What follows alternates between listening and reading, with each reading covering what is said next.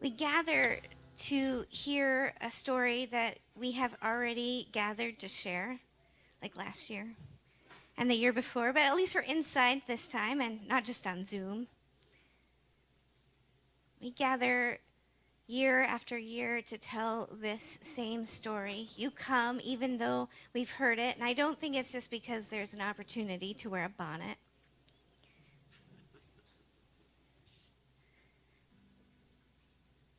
It's because it's a beautiful story. For 2,000 years, we have shared this story over and over, laid it up against what's happening in the world around us, past, present, and the future we dream of, this way that it mirrors and challenges. And this same story sounds different and alive in new ways and anchored in the same ways every time. Every time we gather in every gospel, there is this cadre of women, Mary and the Marys. They're all seeming to be named Mary, except for like a few.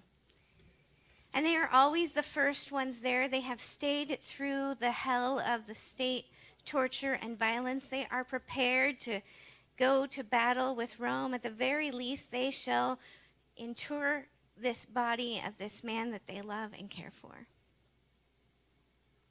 In every gospel, there's worry about the stone and how it will be moved and how it's this big obstacle. In every gospel, there's some combination of strangers, angelic figures. Some of them are in like dazzling white, which is probably, I'm guessing, in a tomb, a challenge. So there's definitely something more than like Tide or bleach at work there. In this gospel, in the Gospel of John, Mary Magdalene goes to the tomb and she goes by herself because that women's work portion is already done.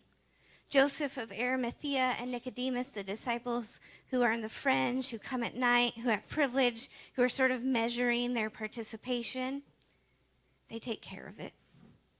They deploy their resources and their power and their privilege, and they bring Jesus to a place of rest.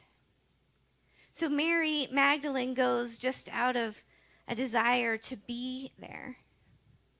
Maybe it's the heaviness of grief. Maybe it's just longing to be in that space nearest to his very being.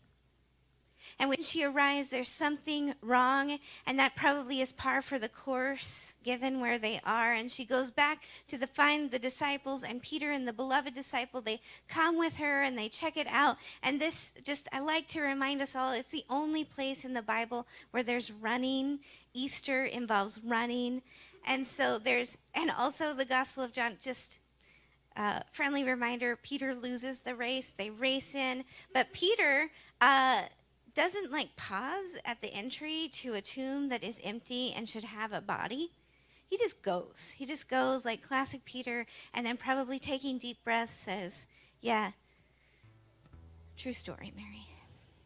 And then the guys leave, and Mary stays on, and there is this moment where she encounters a stranger and pleading with him. Suddenly she sees this strange face, and it looks like her to be this divine presence. In the mystery and the wonder and uncertainty, suddenly she goes from seeing a stranger to seeing a beloved, sacred face and hearing her name. And she becomes the first preacher. All of the Gospels have this beautiful space. All of these resurrection encounters are hazy. There's the breaking of bread. There's the sharing at table. I mean, one of them even ends like on a beach barbecue during the sunrise. It is like profoundly lovely. It is picturesque. It is the stuff of Hollywood movies, but not the gory ones. And all of that comes to say death and trauma and violence by the state of Rome, domination and exploitation, they don't get the final voice. That is our story. And yet, I think if we look around North American Christianity, like there's so much about our beautiful story that has become ugly and toxic and violent. If we look around, there are churches that are very cozy with white supremacy. There are churches that actually bless weapons and love the NRA. Jesus was fairly clear with Peter about putting the sword away at the end of the gospel, and I feel deep down a little annoyed that he had to do that still. The prophets dream of a peace in the world. Isaiah wants everyone to turn weapons into farm implements, plowshares, and pruning hooks.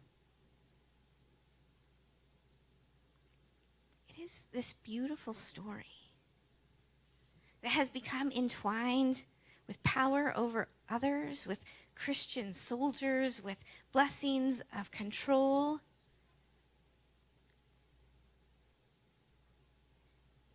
There are people that we know who take this beautiful story as a way to end relationship with a child, with a grandchild, with someone they love because they are honest about who they are. And so on this Easter, I think part of our question is, how do we claim that beautiful story? How do we live into it? How do we practice it day by day by day? And I think there are two factors that make this story a struggle. And the first is shame.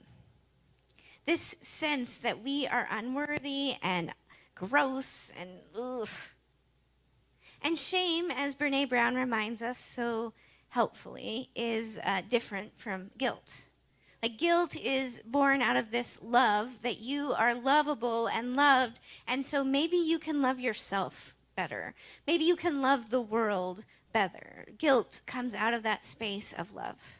But shame comes out of this space of you are unlovable. We are unworthy of love. And we start to spiral in on that, and we start to think, man, if I was skinnier, or if I was smarter, or if I could read faster, if I had higher test scores, or if I had more money, man, I could buy my way out.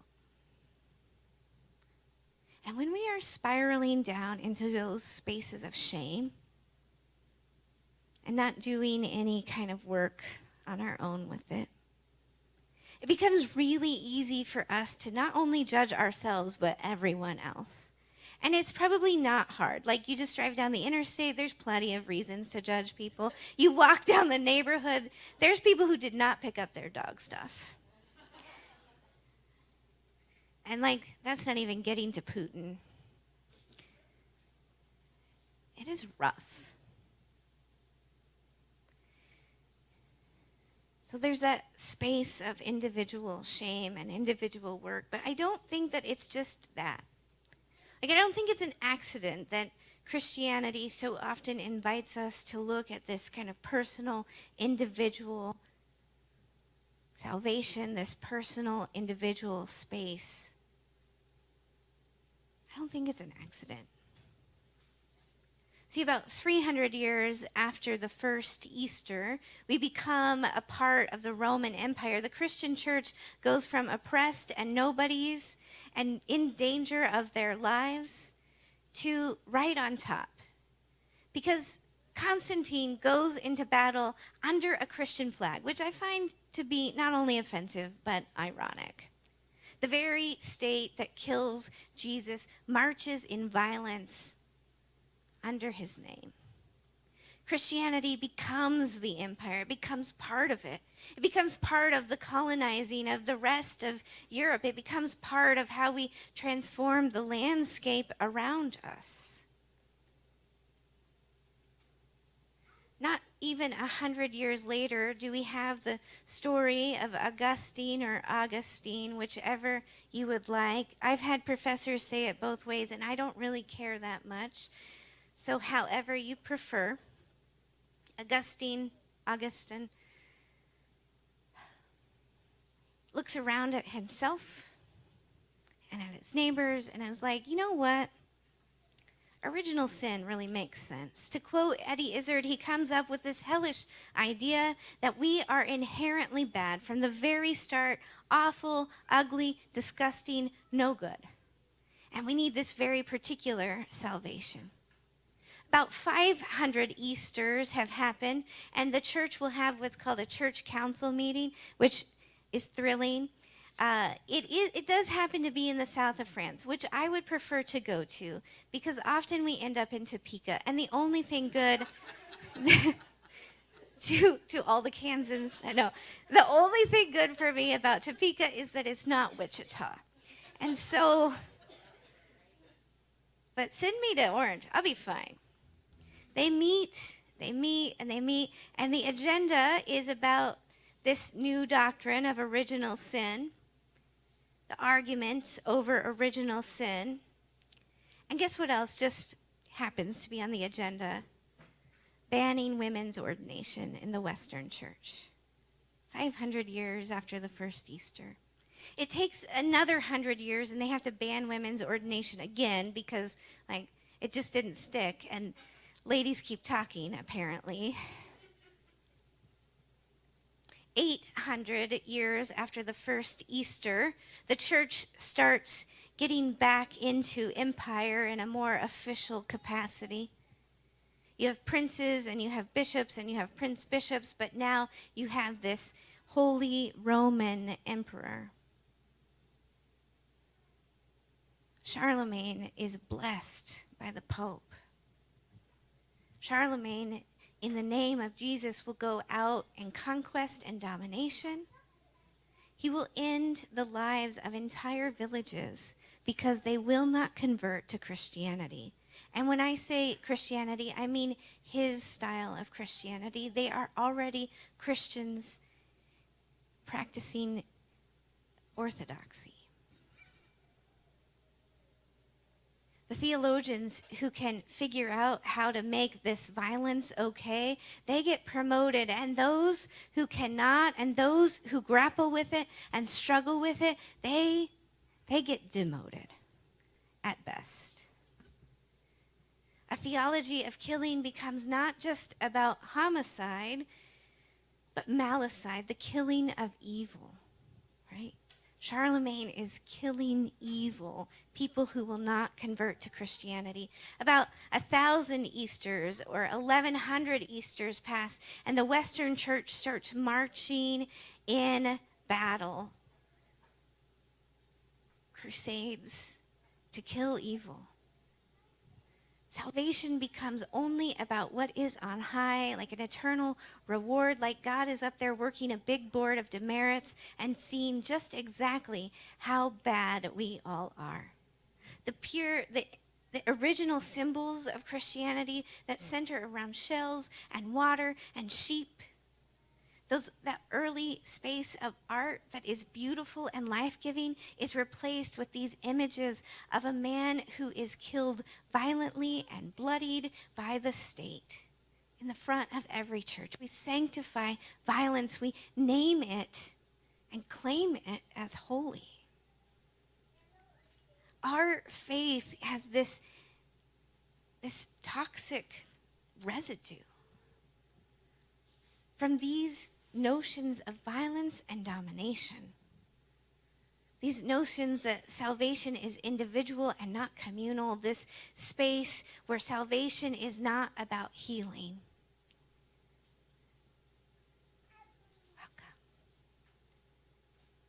Our faith leads us into this space that isn't about practice anymore, but about right belief and checking all of the boxes and making sure we're behaving just right. And it is so different than the way that Jesus lived and moved. There is nothing about him that invites domination. There is nothing about him that offers coercion or control.